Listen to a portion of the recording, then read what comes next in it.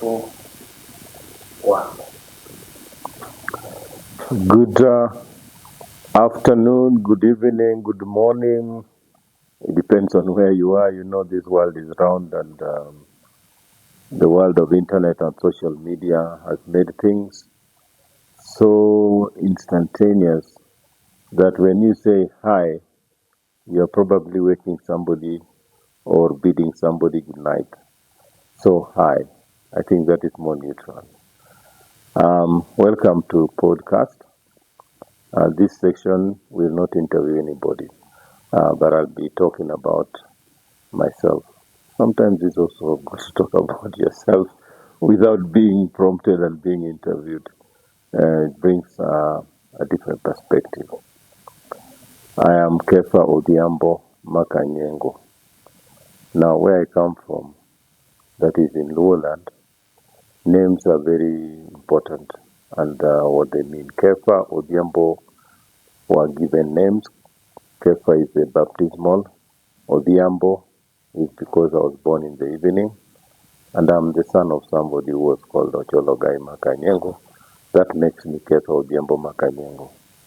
Otherwise, I have 13 other names, but I use them in different occasions, or rather, people use them to call me in different occasions.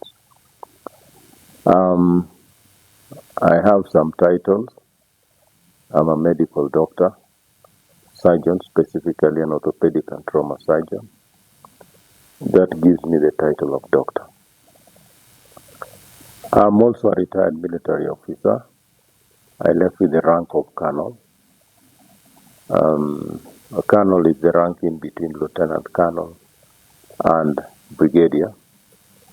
And so at the time I left the military service, I was the chief surgeon at the Forces Memorial Hospital, nowadays called the Defense Forces Memorial Hospital. And at that time, I'd been the chief surgeon for 10 years by the time I retired. Otherwise, after retiring, being a conceptor or an innovator, I came up with a concept which is now widespread in Kenya, known as the group practice. Group practice simply means that a group of doctors get together and share resources so that they can work within the same place, and at the time they are sharing resources, they also share and pull up their knowledge. So I conceptualized, so I was a conceptor to the idea of group practice. It's now spread in Kenya. At that time we started it in Kisii in a group called Oasis Doctors Plaza. That one has spread, and the idea is now quite known. And people you may have heard of Oasis Group or Oasis Health Limited. Yeah.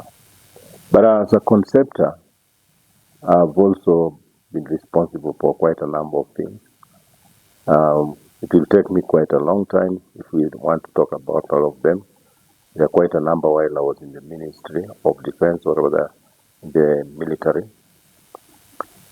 And thereafter, I'll just talk about the few which I've had since then.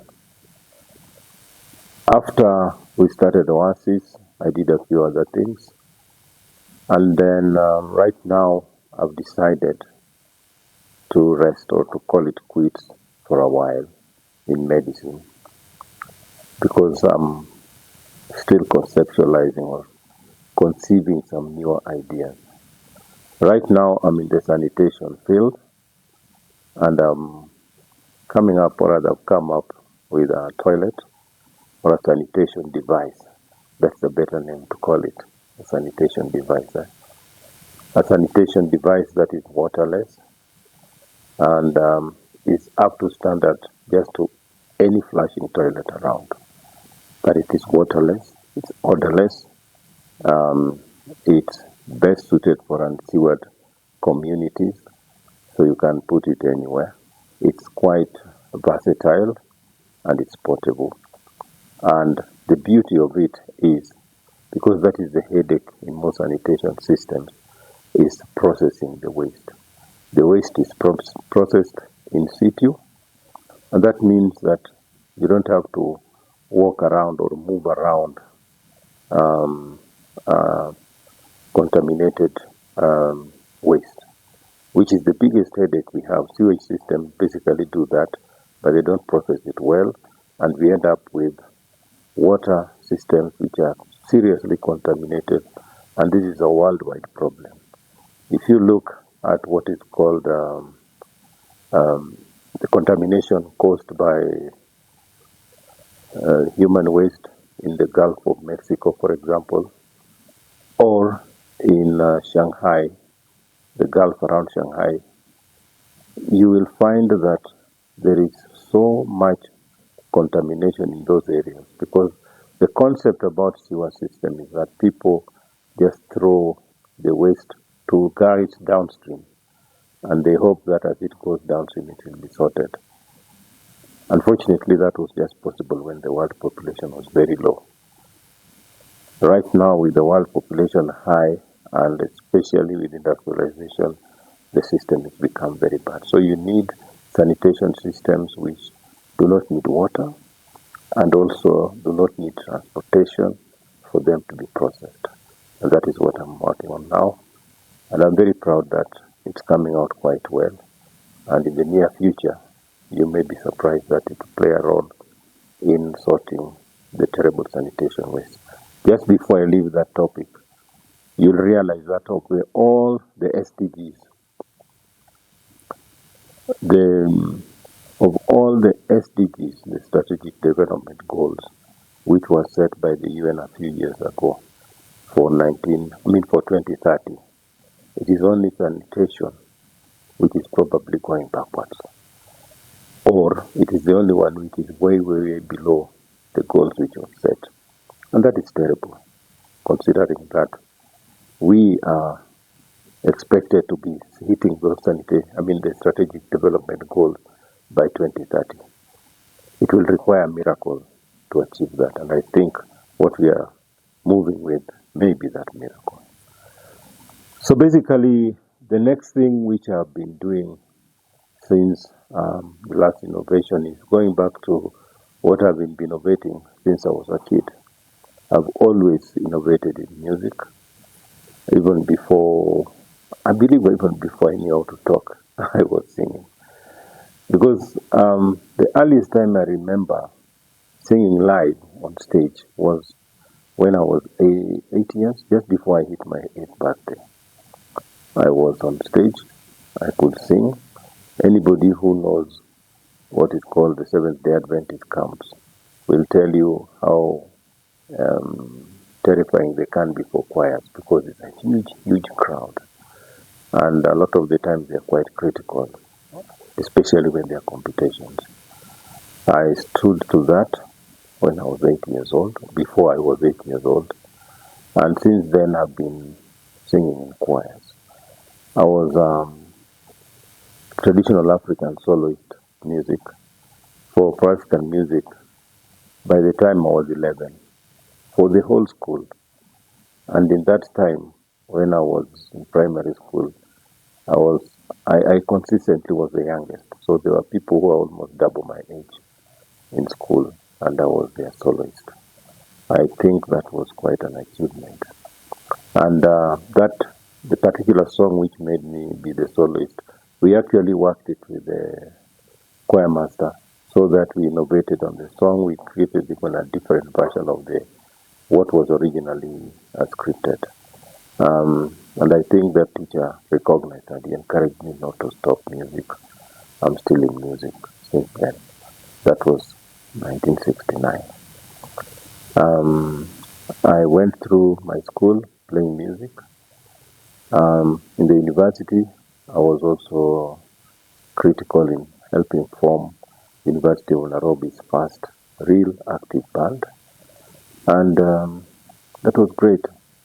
So eventually, before I left before I left college, I composed a song. That was my first song to be composed and played, 1982. song was called I Believe in Me.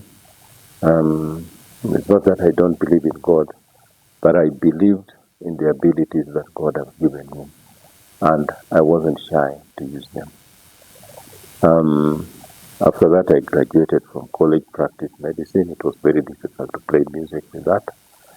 And then sometimes later, I tried, after I left the forces, to play music again. It sat rather uncomfortably with many of my colleagues who then dragged me out of it. They thought I was embarrassing them by playing in public. That is a view which I think should be wiped out completely. A doctor playing to the public is not embarrassing anybody. But I think it's changing because this last phase, when I now hit the music scene again, starting from 2024, I think has been better received. And I'm very grateful that many of my colleagues are changing their minds, how they perceive music. And you can see the channels are hitting better numbers. I think the Gen Zs have changed a lot of things because even the doctors who are Gen Zs are quite appreciative of what I'm doing. Some of them are almost like actually younger than just about a third of my age. And they are very, very receptive. So that is very encouraging. And I think with that trend, I encourage even other doctors. Because I know a lot of my colleagues who are musicians, but they just can't come out of that bubble because society sets very crazy standards against innovation. So right now, in fact, incidentally, today we have released a song.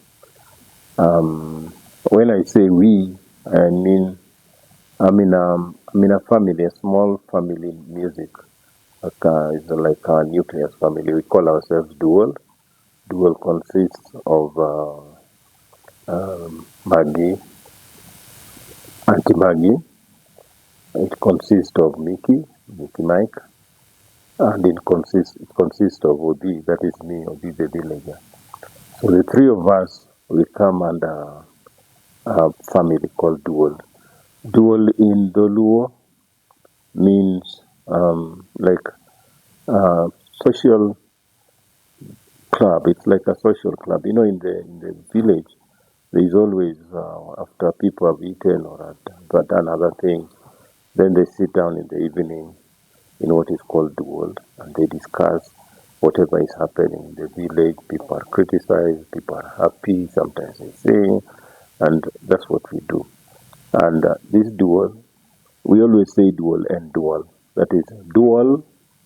The two words are interesting. Dual means that getting together, the gathering. But dual is a voice. So when we say dual and dual, we mean the gathering is the voice of that community. So our dual is also the voice of the people around us and the community around us.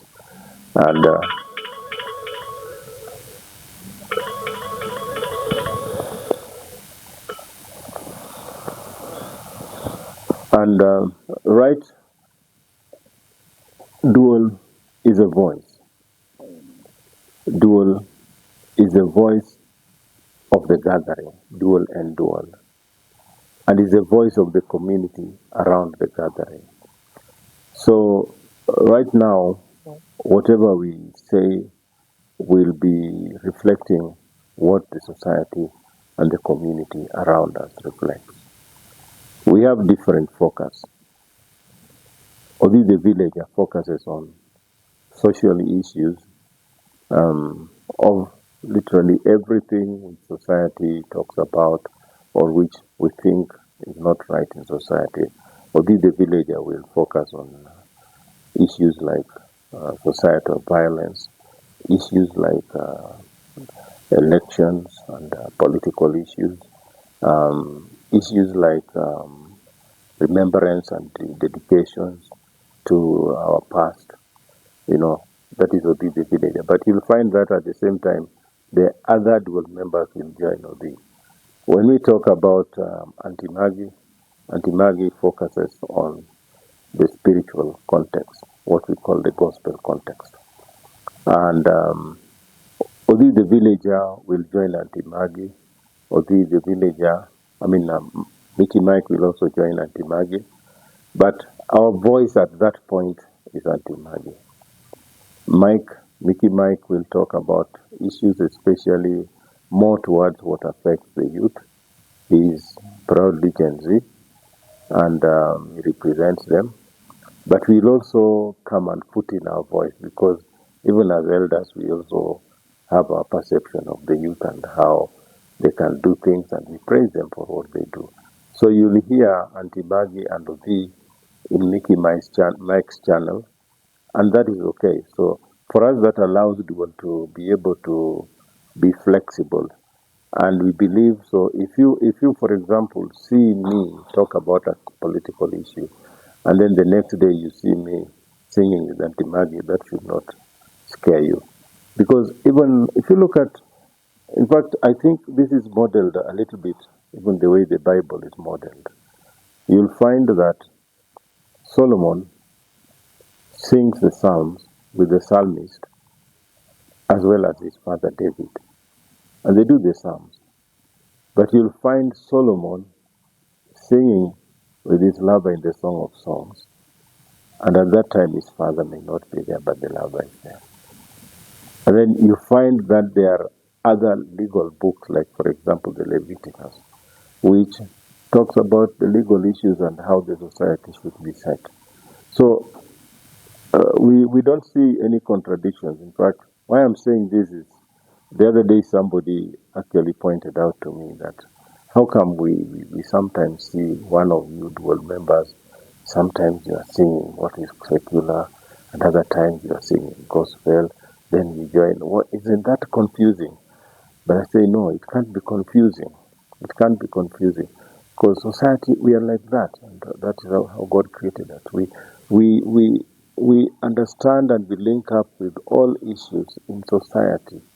You'll find a judge who is at the same time a very staunch Christian. We know, for example, we've had a Chief Justice who was like that previously. That does not stop them from being religious or holding very strong religious views. At the same time, they'll be very fair in their judgments. And if that judge, for example, was a lawyer, not a lawyer, a musician, he could have still played music. So that is how the society is. I don't think we should start compartmentalizing all these things. People who go to church, for example, come out and watch football. Is that a contradiction? So it's crazy that musicians are being forced to be compartmentalized, that you are a gospel singer. You are, do we call them love singers? I don't know. Or you are a political singer. That's just ridiculous. We shouldn't go that way. Let musicians sing what their spirits tell them, what their heart speaks about. If your heart opens up to the Spirit of the Lord, that you go gospel, that's okay. Okay? It's only that you do not do contradictory things, like you cannot be vulgar and then go that line, Yeah. So anyway, that is Odhi the villager. Today I decided just to talk about myself, and I decided not to be interviewed, and I hope that is quite useful. Maybe you've learned something from me. Thank you very much. May God bless.